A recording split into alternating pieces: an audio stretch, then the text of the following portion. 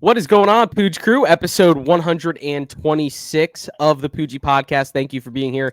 Jaguars coming off a glorious victory against the Indianapolis Colts, who have not won in Jacksonville in some time. I'm sure we'll dive into that here today on this episode, but really an overall great performance from the Jaguars.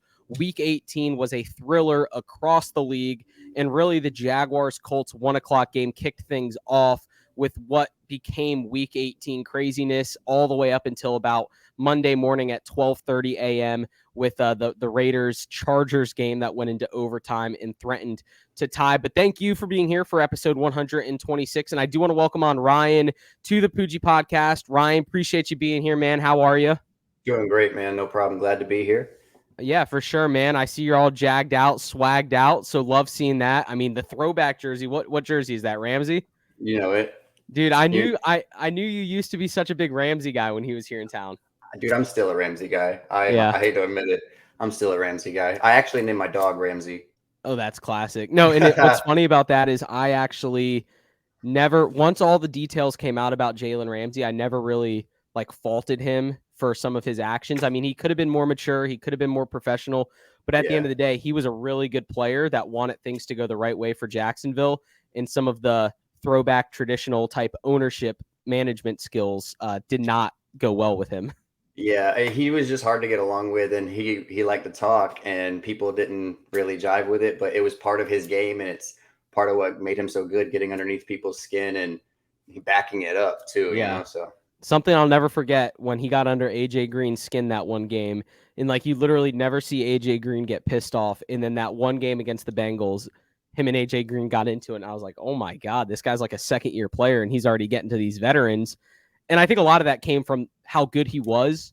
Also, he was able to back it up, like you said, so these players would get frustrated because he was such a lockdown corner. But enough about the glorious days in the 2017 season. Let's jump into this year's team. And Week 18 specifically, you had mentioned you were out at the game on Sunday? Yeah, my buddy scored some tickets for us, so we went out there and tried to rep it up as best as we could in Week 18. I'm going to be honest, I didn't know what to expect when we got there, but I did have hope because, like you said, Indianapolis hasn't won here in quite some time. So I was holding on to that. And then right from the beginning, just like you said, complete football by that team, man. It was by far their best game, and glad that we could at least finish that way. So I want to ask this real quick. What was the atmosphere like as far as the fans go from start to finish, I guess? Well, the fans specifically, I was expecting a bigger clown turnout. I really was. I would say there's a couple hundred clowns. Yeah, everyone cares about the clowns. A couple hundred clowns within, I don't know how many people exactly, but there can be up to 60,000 people at a football game usually. Yeah. So it wasn't very many. Yeah. But the atmosphere overall was pretty exciting, especially, like I said, because they got out to that fast start and they never let it go. They played complete football the whole way through. On the first drive, Trevor was perfect. 8 for 8, I believe, 80-something yards, 83 yards, touchdown to Marvin Jones, 3 third down conversions, and then I think it was another third down actually for the touchdown as well. So yeah, so here's the exact stats actually. 12 plays, 75 yards, over 7 minutes, which first of all, I'm glad you brought this up because it felt like it was I guess he got, I'm sorry to interrupt you, but no, you're I guess good. he got passing yards from, there was a couple penalties, a holding call, I know, and there was a false start as well, sack in there. So I guess that's where he got extra yardage from. Yeah. But go ahead. Well, what's funny is so many teams deal with that too, and it's the Jaguars have never been able to overcome it. And it's always felt like as a Jags fan, when the team gets to 2nd and 15 after a false start, it's all right, automatic punt, and we're on to the defense. And this just looked completely different. But 12 plays, 75 yards, and over 7 minutes, which was nice because this is a team that over the last 4 or 5 weeks, it felt like the opposition was putting together big drives at the beginning of the game. So it was nice to kind of return the favor. But you did have, a 3rd and 13 conversion on a pass to Marvin Jones, which actually really set the pace when you think about it, because that was a 3rd and 13 again that typically would feel like, okay, this is going to be the last play. It's going to be a dump off. It's going to be a quick bubble screen to Chenault that we've seen all the time. Convert it to Marvin Jones for 17 yards, then convert a 3rd and 5 penalty, but then still convert the 3rd and 10. And then they march down the field. They convert a 3rd and 1 to get into the red zone. And then 2nd and goal from the 2 touchdown pass to Laquan Treadwell. So, I mean, the team really overcame a lot of obstacles in that first drive. And I think that really built the confidence in this game moving forward. Mm-hmm. Treadwell obviously gets rewarded with the touchdown there, but I feel like Marvin Jones really put a lot of work in, not only that first drive, but this entire game. He only had one target that he didn't catch, and it was a ball, honestly, Trevor was just getting rid of. So yeah, he really came in clutch. He got the 3rd and 13 and the 3rd and 10 on that first drive and really kept him in there. Yeah. That was the Marvin Jones we've been waiting to see the entire season. Exactly. He had a little incentive. You know what I'm saying? Yeah, right. He needed 4 catches?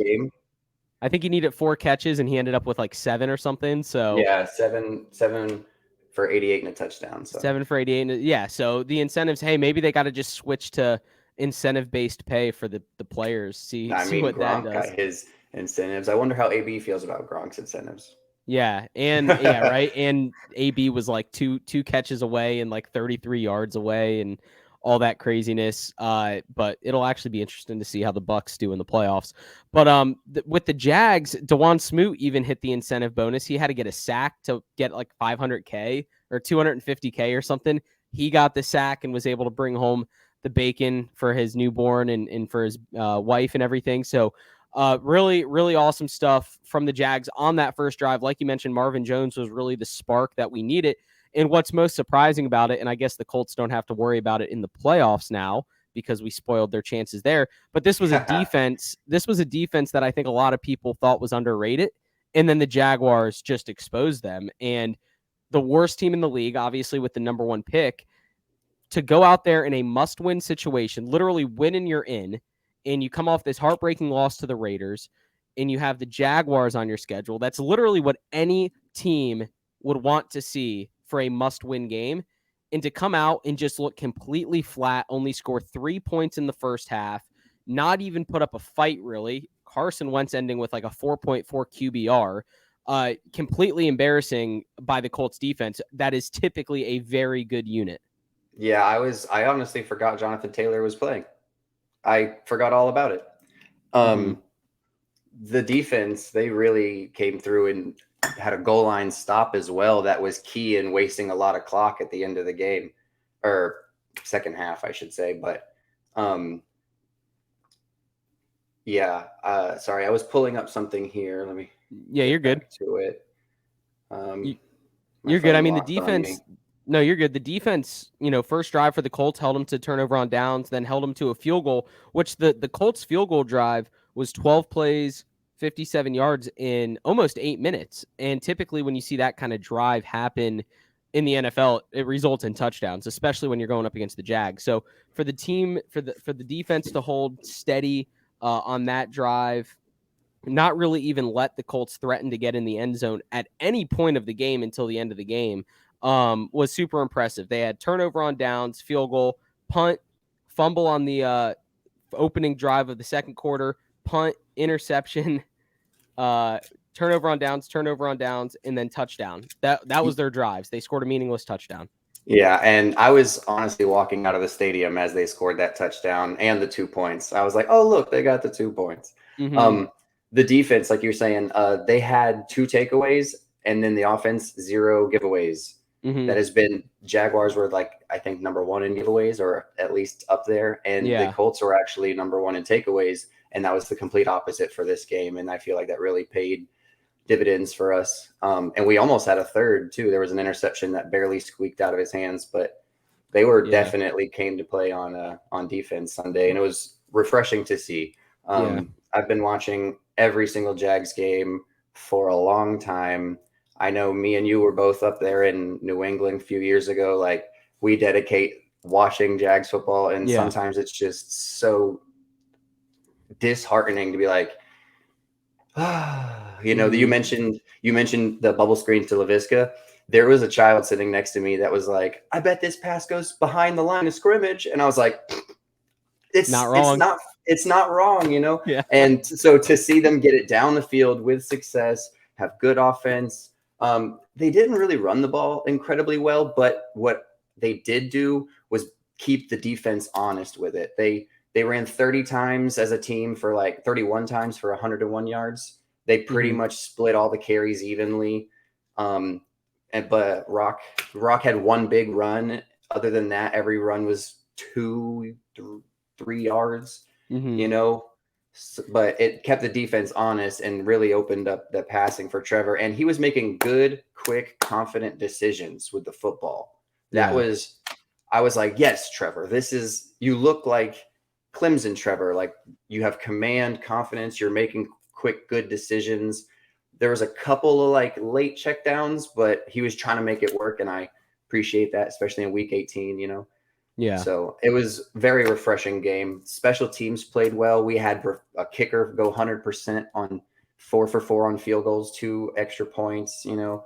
Yeah. In every phase of the game, they just really stepped it up, which was good. And it makes you wonder, okay, was it the Colts just falling asleep at the wheel because it was the Jags? Was it the Jags playing with extra motivation because they knew what it meant to the Colts? Like, okay, we're not just going to let the Colts walk in here and walk over us into the playoffs? Or was this actually kind of like a sign of things to come for this team? Like, is this something sustainable for this team moving forward? Because when you look at a lot of positions on this field or on the field, these players are not going to be here next year. A lot of them, for the most part, hopefully, depending on who's in power. But you talked about the dropped interception. That was Daniel Thomas. That's a guy that's been around for like 3 years now out of Auburn, who hasn't really started ever outside of injury spots. We still have Chris Claybrooks playing in the secondary in spots, but you have Cisco out there playing. He seems like he's going to be a stronghold at safety. You have Tyson Campbell, who's really come on strong in the second half of the season, and Shaquille Griffin, who you obviously paid a shit ton of money to over the offseason to come in. So some of the pieces in the secondary seem pretty locked in, I would say. But I guess my biggest question, and the thing I've been trying to figure out, is this a sign for things to come? Can Jaguar fans sit here and say that's what this team truly is? Like, that's their identity. They can hang with anyone. Or was that just a week 18 fluky victory because the Colts were asleep and the Jaguars had some extra motivation? I think that it was a lot more of a sign to come than people might give it credit for. I feel like this is a young team. They do have things to learn. They have chemistry to build. I mean, they didn't even have a 100% decision on who the quarterback was in training camp, courtesy of Urban. But yeah. And Treadwell even mentioned that the other day. So I think that just with a little bit of consistency with these young, talented players that we want to retain, and then adding in some pieces either through the draft or free agency, specifically where we need them, you know, like obviously we need a little bit on the defense. I feel like our defensive line and linebackers are obviously not perfect, but not the worst. I feel like cornerback, we definitely need help in coverage. But I feel like we at least know we have our guy at quarterback for now. Definitely. At least for the next 3 years. Yeah. And I feel like they need to just build around him, you know, and really designate the scheme and the players that they're willing to get on offense for him. And then just add a few pieces on defense because, I mean, it's an offensive game anyway, with most of the way the penalties go. You can have a few players that are just trying to prove themselves. You know, you don't need all those stars like we used to have. But I think it's a lot more of a sign to come. I think they just need a little bit more time, consistency. They need good coaching and structure. They need to not change every year. And I mean, that's any franchise, but I think that they'll be okay. And I think that Trevor Lawrence will be around for a while, as long as he so chooses to be here, I guess. Yeah. And as long as they can have someone in there making good decisions and building the correct pieces from here on forward, it can't get worse. Do you feel me? Yeah. So I feel like that was a very good game. I feel like that's how they should play. They're obviously not going to have that great of a performance every game. No one does. And it's something that the fans are going to obviously have to just see through, which most of them do. I feel like most of them do. There was a lot of Colts fans there, but there was a lot of Jags fans there still. And I think that shows you that they really wanted to be there. Even the Clowns wanted to be there for a reason. They wanted to win. They were cheering. They weren't, you know. Yeah. I think that they're motivated to win. They just need to make sure that they have good structure going forward and get the right pieces. Yeah, and I think this team has a lot of room for growth. Just if you look at a lot of the players on the depth chart at different positions, you're looking at players that would probably be practice squad or backup players on a lot of other teams. From the tight end position, we really haven't had a standout tight end since Mercedes Lewis left. We tried to sign Julius Thomas a number of years ago. That didn't really pan out. We have James O'Shaughnessy, who feels like he's been around like forever, for at least like 10 years. I know he's really only been here for like 5 years, I think 4 years. But you look at a lot of the players, even like Laquan Treadwell, he was a first round pick that got cut in like year 3, didn't make it on another roster. He ends up in Jacksonville. So the roster really has felt like a bunch of outcasts from other rosters just kind of put together with duct tape. To get that much out of them in week 18 to ruin the Colts' chances is big. And you talk about kind of building the right pieces. I think what they need most is veteran leadership on the defensive side of the ball. When this team was the best, they had Calais Campbell and Paul Posluszny, who were both captains, both leaders of the team, and they both left the same offseason, and things never really got better from there. They weren't able to replace either of those guys with veterans that were leaders in the locker room. Things started getting away from the franchise. Things started getting away from the team as far as chemistry goes. And I think that really hurts a team. And if you look at a lot of the good teams in the NFL, a lot of the good teams that are consistently at the top have some sort of veteran presence at key positions that demand respect from their teammates and really from the coaches as well. So I think that's a big thing for us is we got to take advantage of this cap space. I believe we're 1, if not 2, as far as cap space goes. Obviously, with the number 1 pick again, not ideal because that means you had a bad season, but it puts you in a really good position to go out and get exactly who you want.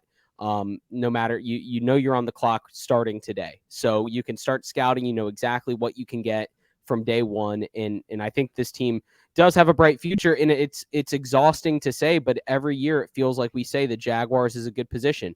Like before we hired Urban Meyer, people said, okay, that's a good situation in Jacksonville.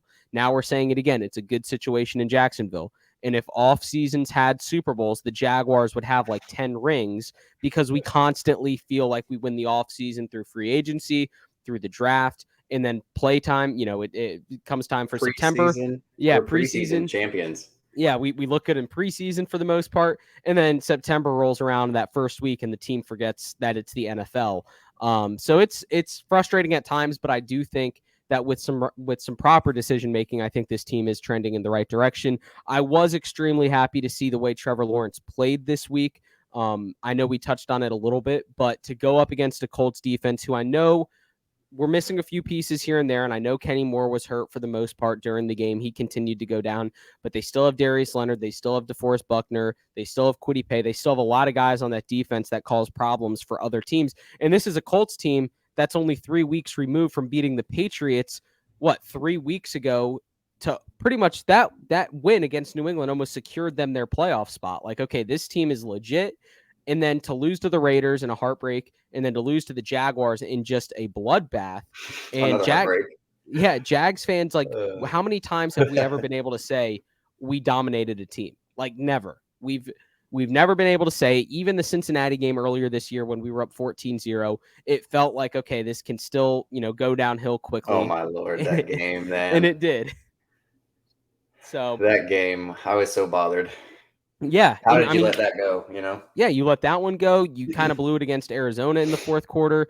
Don't get me wrong. There were plenty of games that looked completely terrible, like, the Seahawks game and the Rams game. And there were some games that were just like, we don't even belong on this field. But then they did show signs of, positive performance and good play. So I think this offseason is probably the most important offseason in franchise history, just because we already, like you said, we already have our quarterback. We don't need to worry about drafting the most important part of the team. We already have him. Now we need to make sure we make a home run hire to go out and get a guy that is committed to building around Trevor Lawrence and getting the right pieces in place. We'll probably make more videos on that, obviously, about the coaching search and options out there. But I think they do kind of need to go in a veteran route, a coach that demands some respect around the league. Like a Jim Caldwell. Ironically enough, we just beat the Colts, but like a Jim Caldwell, that name sounds beautiful to me when it comes to the Jags. But overall, good week to be a Jags fan, and we retain the number 1 pick courtesy of the Detroit Lions beating the Packers. Yeah, so I was honestly not super worried about number 1, number 2. I truly feel we're not going to take the number 1 pick. I feel like we're going to deal it. I hope we deal it. I don't think the people that are at the top of everyone's draft boards for the number 1 pick is something that we necessarily need. If we did take it, it would be to build depth at the defensive end position, most likely. And I would not want to see them. Excuse me. You're good.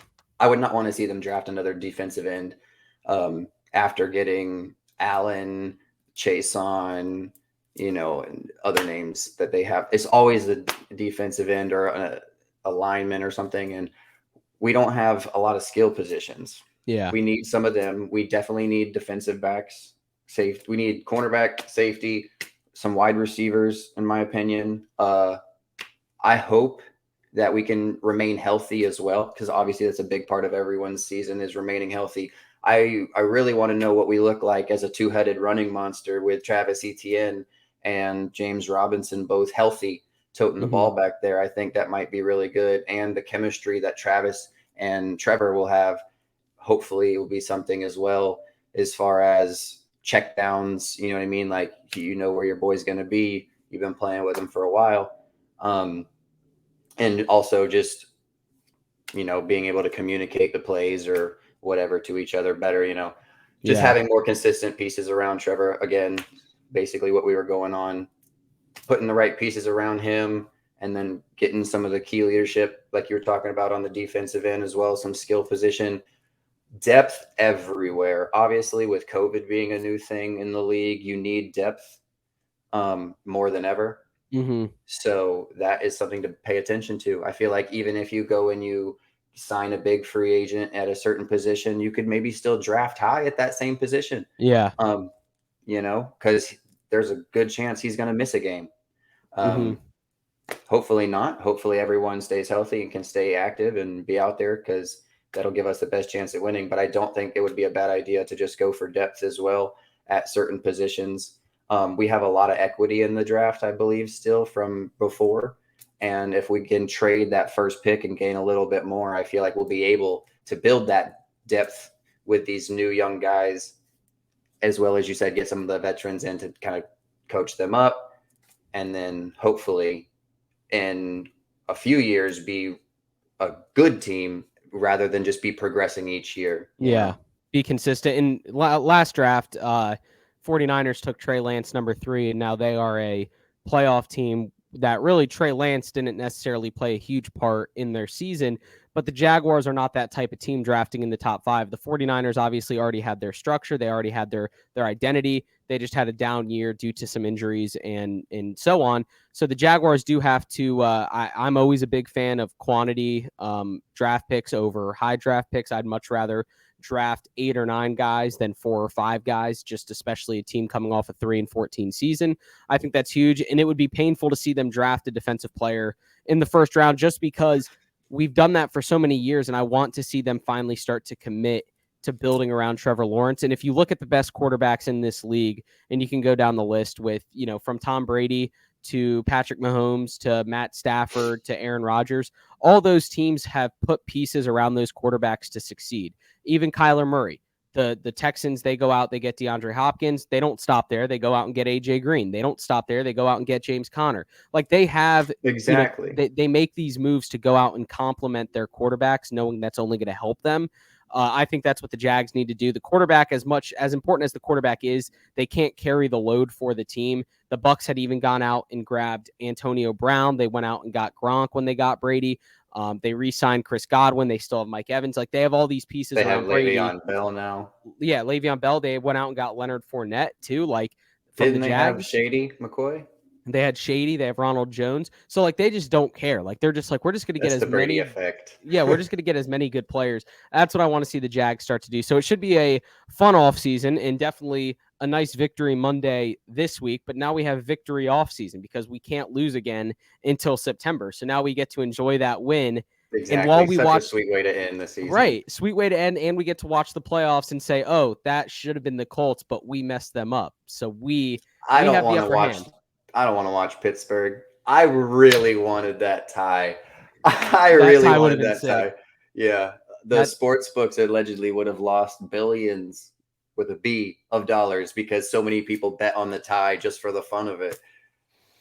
It was that I that mean, close. That I mean, timeout, man, that changed it. I the tell you. timeout changed everything. They went and ran a 10-yard run to get the first down and get into field goal range.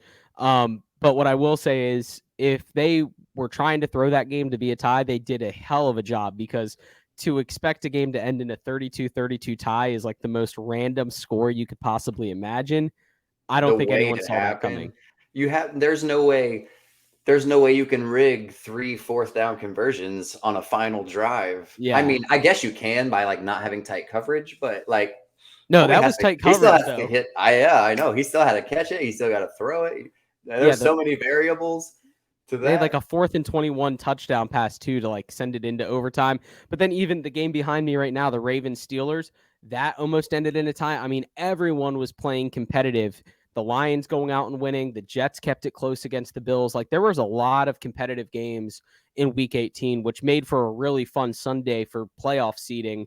Even the 49ers coming back and beating the Rams, and then the Seahawks beating the Cardinals, and that messed up all the seeding there. The Raiders did jump up from the 7th seed to the 5th seed with their victory. So they went from having to play the Chiefs to having to play the Bengals. So I think they did give themselves a little bit of a better chance. Would But they I'm have not real. been I'm What's sorry, up? would they have been 7 if they tied as well? Yes. So if they would have tied, they would have been Chargers would have 7. been 6. Chargers would have been 6. Raiders would have been 7. And Patriots would have been 5. But now we have obviously, I think it's what is it? Raiders, Patriots, Steelers. So gonna be a fun wild card weekend, super wild card weekend as they call it. 2 games coming up on Saturday, 3 games on Sunday, and then the Monday night game as well, which is the NFC West rivalry game. I think it's between the Rams and the Cardinals on Monday night. And then you also get the Cowboys 49ers, excuse me. Yeah. That's And gonna be that's a the Nickelodeon classic. game. That's the That's gonna be a Nickelodeon game. classic game. Yeah, I heard some people talk about this. If this was the 90s, this game would be a hot ticket, you know? Yeah, it's going to be on Nickelodeon. Well, also NBC, I think, but Nickelodeon or maybe CBS. It's CBS and Nickelodeon. So, going to be a fun weekend. Ryan, anything else from you before we get out of here, man? Oh, no, I don't think so. I think we covered it. And like you said, if not, we're going to get it on the next few episodes. I have some ideas.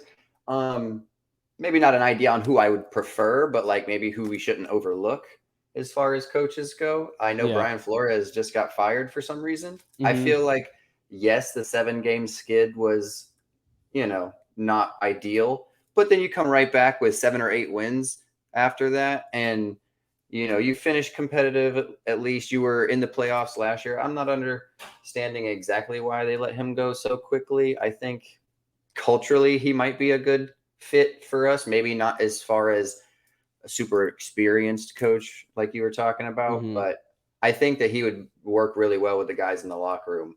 But Yeah, he seems like one of those coaches that players love to play for. And even on his way out, players were posting on social media exactly. about not understanding it. And I think that's what makes a team stronger.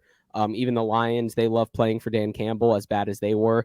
They just love their coach. You need a coach that players love to play for. Brian Flores could be that guy. Personally, I want kind of a more offensive minded guy. I know Flores comes from the Patriots and the defensive side of the ball, but he did great things in Miami. It'll be interesting to see now what Miami does, but we'll have plenty of episodes on that. We'll go through free agency. We'll have NFL draft talk as well. Maybe some top 5 videos, just different stuff. And we'll also make some separate videos just for the NFL playoffs and talking about some of those teams and some of those games as well. But Ryan, appreciate you being here, man. Thank you so No much for problem, jumping man. Thank on. you. Yeah, man, Thank for you. sure. It was a fun time. Look forward to having you back on here. Those out there watching, thank you for tuning in. Subscribe to the channel. Go check us out on Spotify, Google, Apple, iHeart, wherever you get your podcasts. Enjoy Super Wildcard Weekend, but whatever you do, go make this world a better place and take care.